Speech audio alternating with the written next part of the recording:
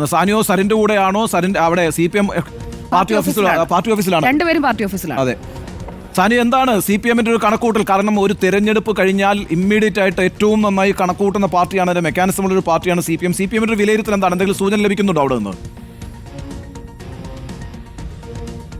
അതായത് ഞാനിപ്പോൾ ഞാനും സരിനും ഇറങ്ങിയിട്ടുണ്ട്. സരിൻ ഇപ്പോഴും വോട്ടുകൾ ബാക്കിയുള്ള, അതായത് വോട്ട് ചെയ്യാൻ ആളുകൾ ക്യൂ നിൽക്കുന്ന ബൂത്തുകളിലേക്ക് പോവുകയാണ്. അതുകൊണ്ട് ഞാനും അദ്ദേഹത്തെ വാഹനത്തിൽ ഫോളോ ചെയ്യുകയാണ്.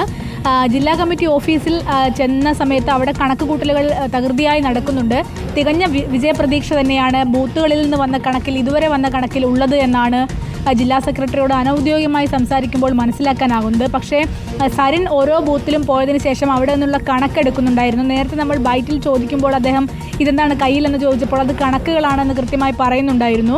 ആ കണക്കുകൾ പ്രകാരം തനിക്ക് 70,000-ന് മുകളിൽ വോട്ട് കിട്ടും എന്നുള്ളത് തന്നെ, ആ നിലപാടിൽ തന്നെ ഉറച്ചു നിൽക്കുകയാണ് സരിൻ. ഏതായാലും അവസാന നിമിഷത്തെ ഒരു പ്രതികരണം നമുക്ക് ഏതെങ്കിലും ഒരു ബൂത്തിൽ ഇറങ്ങുന്ന സമയത്ത്, അതായത് ഇതുവരെ പോൾ ചെയ്ത കണക്ക് വെച്ച് നോക്കുമ്പോൾ 1,30,000-ന് നമ്മളിപ്പോൾ മനസ്സിലാക്കുന്നത് 1,33,000. അതിനകത്ത് 70,000 എന്ന് പറയുമ്പോൾ മോർ ദാൻ 50% കിട്ടി എന്നാണ് സരിൻ വിചാരിക്കുന്നത്. സുരേഷ് ബാബു വാർത്താ സമ്മേളനം നടത്തും എന്നാണ് മനസ്സിലാക്കുന്നത്. അത് എത്ര മണിക്കാണ്? 7 മണിക്കാണ് തോന്നുന്നത്.